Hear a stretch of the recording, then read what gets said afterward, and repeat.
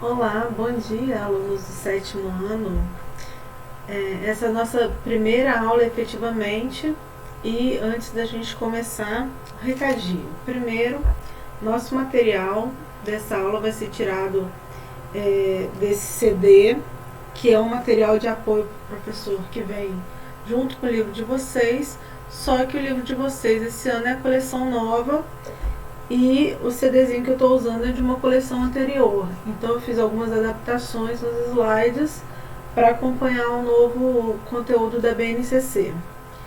E hora eu olho para cima, hora eu olho para o lado, porque como na sala de aula eu tenho alguns materiais de apoio, né, para direcionar a aula, como quadro, um slide, o meu caderno, e aqui os materiais de apoio estão distribuídos, né, ao longo da mesa, então nem sempre eu vou estar olhando para a câmera, mas vou tentar falar diretamente com vocês, beleza?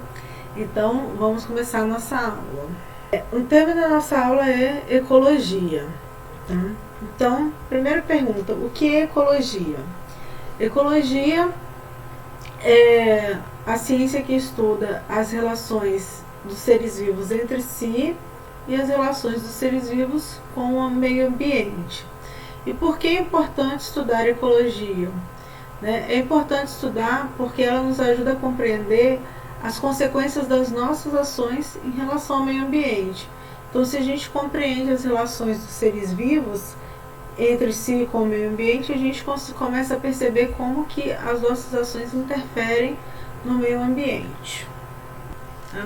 O ambiente ele é formado pelos elementos vivos e pelos elementos não vivos. Os elementos vivos são os vegetais, os animais, bactérias, fungos, algas. Os elementos não vivos são todos aqueles elementos que determinam qual que é o ser vivo que existe em cada região. Então, a temperatura, se é um clima quente, se é um clima frio, se é um clima seco ou se é um clima úmido, a luminosidade, se fica mais na região equatorial ou mais na região dos polos, enfim, são elementos do ambiente que determinam qual que é o ser vivo que existe ali. Bem, então agora algumas definições para a gente começar a fazer o estudo de ecologia. Primeira definição sobre o que é espécie. Espécie é o conjunto de indivíduos muito semelhantes na natureza que são capazes de cruzar entre si e gerar descendentes férteis. Então aí no exemplo do slide nós temos dois passarinhos, esses passarinhos podem ser até parecidos, tamanhos parecidos, porém eles não são capazes de se reproduzir, eles não são capazes de cruzar. Eles são claramente diferentes, dá pra gente perceber isso. Porém, alguns outros organismos a gente não consegue perceber com tanta facilidade. Por exemplo, todos os cães das diferentes raças que existem no planeta Terra são da mesma espécie. Outros organismos que são bem diferentes, que também são da mesma espécie, é a couve-flor e o brócolis. Eu posso ter duas espécies bastante parecidas que podem até cruzar entre si, mas elas não vão gerar um descendente fértil. É o caso do cruzamento do tigre com o leão. Vou trazer um exemplo aqui para vocês. Esse aqui é um ligre, que é o cruzamento de uma tigresa com um leão. Esse filhotinho aqui nasceu na Rússia. Habitat é o local onde determinado organismo vive. E nicho ecológico é o conjunto de condições que essa espécie apresenta. Então, por exemplo, aí no nosso slide a gente tem dois animais, a jaguatirica e o mico-leão dourado. Os dois dividem o mesmo território, eles têm o mesmo hábitat, que no caso aqui é a Mata Atlântica. Porém, cada um apresenta características de vida diferentes. A jaguatirica, por exemplo, é um animal noturno, ele é solitário, é territorialista, pode até subir em árvores. Os machos lutam pelas fêmeas no momento do acasalamento. Já o mico-leão dourado, eles costumam viver em grupos pequenos de 2 a 8 indivíduos e eles se comunicam entre si emitindo assovios, longos chamados. Eles se alimentam de pequenos vertebrados e frutos e vivem no alto das árvores em alturas de 3 a 10 metros. Então, apesar dos dois dividirem o mesmo habitat, cada um tem um nicho ecológico bastante diferente. Então, num determinado habitat, o conjunto de indivíduos da mesma espécie vivendo nesse local é o que a gente chama de população. Só que a gente sabe que numa floresta não tem só um tipo de população, não tem só jaguatirica ou só mico-leão-dourado. A gente tem jaguatirica, mico-leão-dourado, várias outras espécies de animais, várias espécies de plantas, vários tipos de insetos. O conjunto de todos os seres vivos que residem num determinado local é o que a gente chama de comunidade.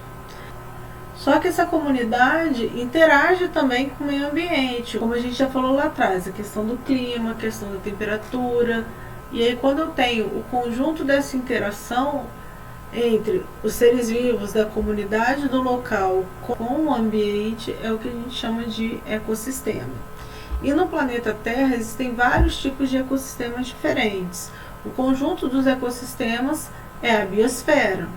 Aqui alguns exemplos de ecossistemas, tá? O Pantanal, que é um ecossistema florestal alagado, a Caatinga, que já é um ambiente bem mais seco, o Ártico, que passa a maior parte do ano congelado, e ecossistemas aquáticos também, marinhos, ecossistemas de lagos, de rios. Então, em cada local, os fatores abióticos determinam qual que é o tipo de animal e vegetal sobrevive nesse lugar. Aqui um resuminho, onde um conjunto de organismos da mesma espécie forma uma população, conjunto de populações diferentes forma comunidade, a interação da comunidade com os fatores abióticos forma ecossistema e o conjunto de todos os ecossistemas forma a biosfera. A primeira forma de relação que a gente vai estudar entre os seres vivos é a cadeia alimentar. E essa é uma das relações mais importantes, porque é a forma de alimentação dos seres vivos, né? Na verdade, existem duas formas de se obter alimento. Uma é através da fotossíntese, como fazem lá os vegetais e as algas, e outra é através da cadeia alimentar. Toda a cadeia alimentar começa no produtor pela fotossíntese dos vegetais, tá? Então, aqui no nosso exemplo, o produtor é o capim. E aí ele vai ser consumido pelo consumidor primário, que é o gafanhoto. O gafanhoto vai servir de alimento para o consumidor secundário, que é o sapinho. E o sapo vai servir de alimento para a serpente, que é o consumidor terciário. Para realizar a fotossíntese, as plantas utilizam o gás carbônico do ar, que elas obtêm através das próprias folhas, a luz do sol, a água e os sais minerais que vêm lá da absorção das raízes que ficam no solo, e tudo isso vai se unir nas folhas, que são os órgãos responsáveis pela fotossíntese, para a produção do seu alimento. O alimento, no caso aqui dos vegetais, é o açúcar. O gás, o oxigênio, ele é desperdiçado nesse processo, ele é perdido para o ar. Depois a planta volta a utilizar o gás oxigênio no processo de respiração, mas inicialmente ele é perdido. Os açúcares produzidos pelos vegetais no processo de fotossíntese depois vão ser transformados em outras substâncias. Pode ser transformados em celulose para compor a parede vegetal, pode ser transformado em óleo, como é o caso da azeitona, que dá o azeite, né, que dá o óleo. Pode ser transformado em proteína, em alguns vegetais como o feijão, a soja, que são ricos em proteína. Então o açúcar ele vai ser depois transformado em partes do corpo da própria planta. No final de toda a cadeia alimentar, a gente tem os decompositores, que vão fazer a reciclagem da matéria orgânica. O que é isso? Os restos dos vegetais que caem no chão, galhos, folhas, os restos dos animais mortos que ficam ali, que não terminaram de ser comidos, ou mesmo as fezes dos animais, tudo isso fica no chão e vai formando um lixo. E esse lixo precisa devolver os nutrientes para o solo. E quem faz essa devolução são os fungos e as bactérias. Aqui o processo de respiração celular. Tem gente que acaba tendo a ideia de que a fotossíntese é a respiração das plantas, mas não é bem assim. Fotossíntese é o processo que os vegetais fazem para ter o alimento. Em contraponto a isso, os animais obtêm o alimento através da cadeia alimentar. A respiração é o processo de obter energia queimando o alimento. Então, para isso a gente usa o oxigênio. Às vezes a gente também fica com a ideia de que respiração é só aquele processo de ventilação pulmonar. Inspirar o ar e depois expirar. Mas os peixes não inspiram nem expiram o ar. Eles conseguem retirar o oxigênio da água. Os vegetais não têm pulmões, nem têm brânquias como os peixes. Eles conseguem retirar o oxigênio através das próprias folhas. Então a respiração ela não se resume ao processo de ventilação. Aqui a gente vai falar da respiração celular, que é um processo que acontece dentro das células. Para a respiração acontecer, nossas células pegam lá a glicose que a gente consumiu, pegam o oxigênio que veio da respiração e usa isso para produzir um tipozinho de energia que a célula sabe usar para fazer as suas funções, né? Para a gente crescer, para a gente pensar, para a gente se movimentar, para a gente respirar, para o coração bater. O tipo de energia que a gente usa se chama ATP, tá? O ventilador ou a lâmpada para funcionar, eles usam energia elétrica. O carro, para movimentar o motor, usa energia química da gasolina. Já o nosso corpo, para fazer todas as suas funções, usa o ATP, que é uma forma de energia química. Bem, na natureza, as cadeias alimentares elas não são assim tão limpinhas como nesse exemplo, né, em que o gafanhoto só come um tipo de capim e ele é o único alimento do sapo.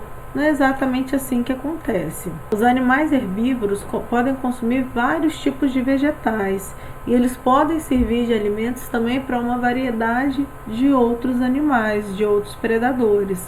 Então aqui nesse exemplo a gente tem a teia alimentar, que é quando várias cadeias alimentares se cruzam na natureza. Vou pegar um exemplo só, a arara consome as plantas. A arara, por sua vez, serve de alimento para o gavião real. Então aqui, seguindo essa linha aqui, a arara é um consumidor primário e o gavião real é um consumidor secundário. Agora vamos seguir uma outra linha aqui, uma outra trilha, em que os vegetais estão sendo consumidos aqui pela borboleta. No caso, ela suga o néctar da planta, ela não consome o vegetal inteiro, mas ela tem uma alimentação herbívora. A borboleta está sendo consumida por uma perereca. E a perereca, por sua vez, está sendo consumida pela jiboia. A jiboia vai ser consumida pelo gavião real. Então vamos observar aqui, ó. O produtor da cadeia alimentar, consumidor primário, que é a borboleta, consumidor secundário, que é a perereca, consumidor terciário, a jiboia, e o gavião real aqui está em consumidor quaternário. Então, o mesmo animal pode participar de cadeias alimentares diferentes e ter níveis diferentes de consumo. Pode ser um consumidor secundário ou um consumidor quaternário, como foi esses dois exemplos que a gente viu aqui do gavião real. Então, como essas relações de teia e cadeia alimentar elas são muito complexas e elas variam conforme o ambiente, uma pequena modificação na cadeia alimentar pode gerar alterações grandes no ecossistema. Vamos pensar nesse exemplo aqui, em que eu estou eliminando a serpente do ecossistema. Se eu elimino a serpente, que consome sapos e bem-te-vis, a população de sapos e bem-te-vis ela começa a aumentar. Assim que essas populações aumentam, a população de gafanhoto começa a diminuir, porque eu começo a ter muito predador de gafanhoto. E assim o capim para de ser consumido pelo gafanhoto, já que vai faltar a população de gafanhoto, o capim começa a dominar o local. Mas o sapo e o bem-te-vi passam a ficar sem alimento, já que a quantidade de gafanhotos no ecossistema diminuiu. Então as populações de sapo e bem-te-vi, que aumentaram no início, depois de um tempo, no médio prazo, elas começam a diminuir também por falta de alimentos, de forma que uma mudança em um dos elementos do ecossistema pode gerar uma consequência muito grave. Outra interferência que os seres humanos têm no ecossistema é através de um processo chamado bioacumulação. Quando a gente deposita o nosso lixo no ambiente, esse lixo tende a ser consumido por algum ser vivo. No nosso exemplo aqui, a gente tem o mercúrio. O mercúrio é um metal pesado, extremamente tóxico para o ser humano, e ele é usado na produção de ouro. Nos garimpos, o mercúrio é usado em contato com a água. Então, a base da cadeia alimentar desse ambiente aquático já está em contato com o mercúrio. Aqui no exemplo é o fitoplâncton, são as microalgas, que são os produtores da cadeia alimentar. Aí depois o zooplâncton, que é composto de animais microscópicos, também consome o mercúrio, também entra em contato direto com o mercúrio, e além disso consomem algas que estão contaminadas com mercúrio. E o zooplâncton vai servir de alimento também para os peixes, que da mesma forma estão em contatos com o mercúrio diretamente da água e com o mercúrio da alimentação. E depois o ser humano vai acabar consumindo peixe que já vem contaminado pela cadeia alimentar e está assim consumindo o mercúrio que foi jogado na água. Às vezes o ser humano tem contato com a água, é o próprio garimpeiro que vai consumir o peixe, e às vezes ele não tem contato nenhum com essa água. Esse peixe vai ser vendido para outra pessoa, mas mesmo assim o mercúrio que foi jogado nessa água vai ter contato com a população humana e vai causar os problemas que ele causa. Bem, a aula foi essa, gente. A partir de agora vocês já podem pegar as atividades que eu já enviei para vocês. Todas as instruções para fazer estão no próprio documento da atividade. Boa atividade e até mais!